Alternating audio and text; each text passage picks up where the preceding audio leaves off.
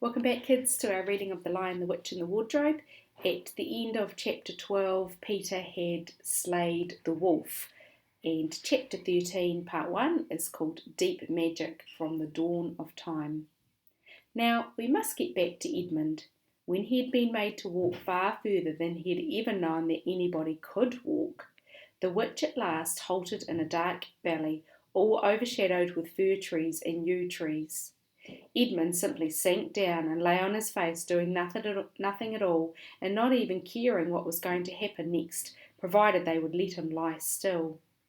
He was too tired to even notice how hungry and thirsty he was. The witch and the dwarf were talking close beside him in low tones. "No," said the dwarf, "it is no use now, O Queen. They must have reached the stone table by now." "Perhaps the wolf will smell us out and bring us news," said the witch. "It cannot be good news if he does," said the dwarf. "4 thrones in Cair Paravel," said the witch.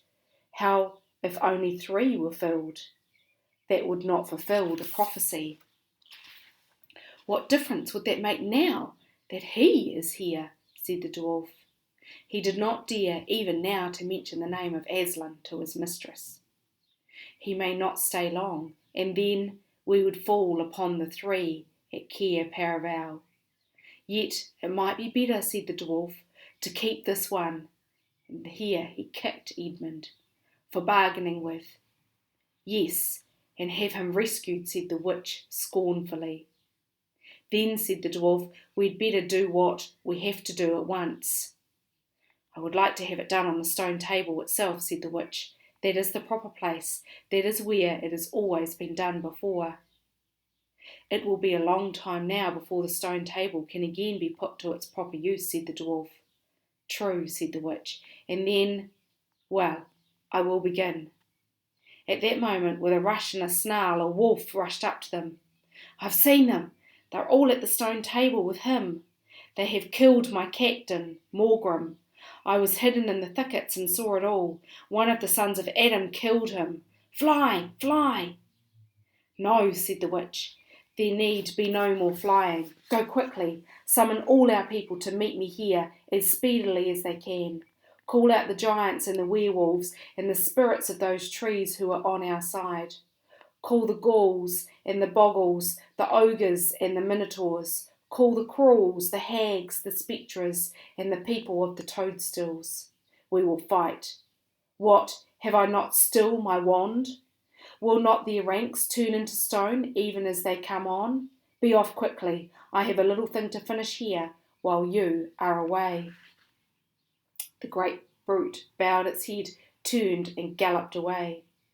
"Now," she said, "we have no table. Let me see.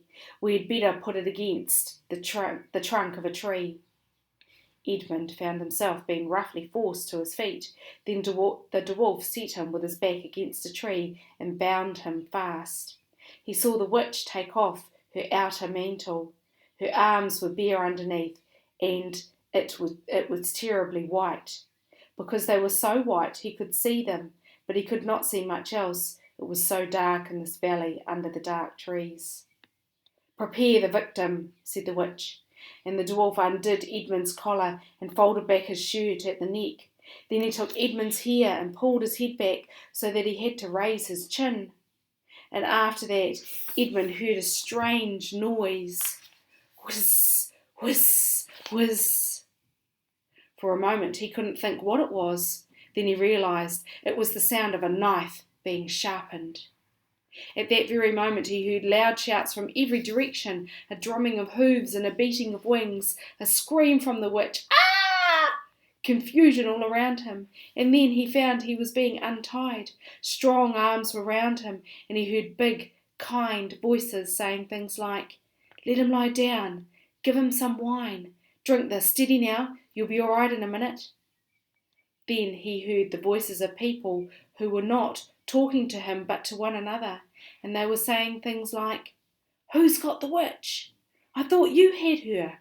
I didn't see her after I knocked the knife out of her hand. I was after the dwarf. Do you mean to say she's escaped?" "A chap can't mind everything at once. What's that? Oh, sorry, it's only an old stump." But just at this point, Edmund went off in a dead faint. Presently the centaurs and unicorns and deer and birds, they were of course the rescue party which Aslan had sent in the last chapter, all set off to go back to the stone table, carrying Edmund with them. But if they could have seen what happened in the valley after they had gone, I think they might have been surprised. It was perfectly still, and presently the moon grew bright. If you'd been there, you would have seen the moonlight shining on an old tree stump and on a fair-sized boulder.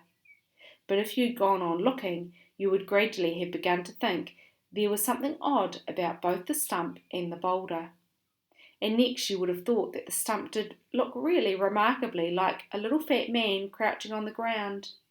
And if you had watched long enough, you would have seen the stump walk across to the boulder and the boulder sit up and begin talking to the stump, for in reality the stump and the boulder was simply the witch and the dwarf, for it was part of her magic that she could make things look like what they weren't, and she had the presence of mind to do so at the very moment when the knife was knocked out of her hand. She had kept hold of her wand, so it had been kept safe too. When the other children woke up the next morning, they had been sleeping on piles of cushions in the pavilion. The first thing they heard from Mrs. Beaver was that their brother had been rescued and brought into camp late last night, and was at that moment with Aslan.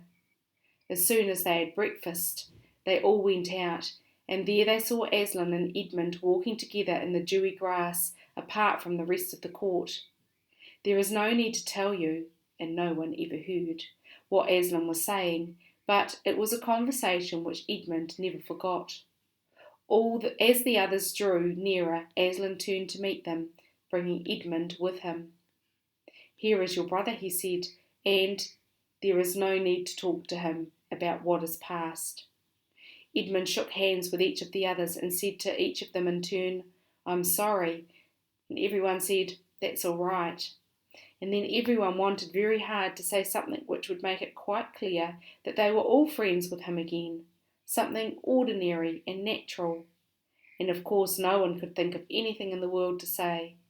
But before they had time to feel really awkward, one of the leopards approached Aslan and said, "Sire, there is a messenger from the enemy who craves audience." "Let him approach," said Aslan. The leopard went away and soon returned, leading the witch's dwarf. "What is your message, son of earth?"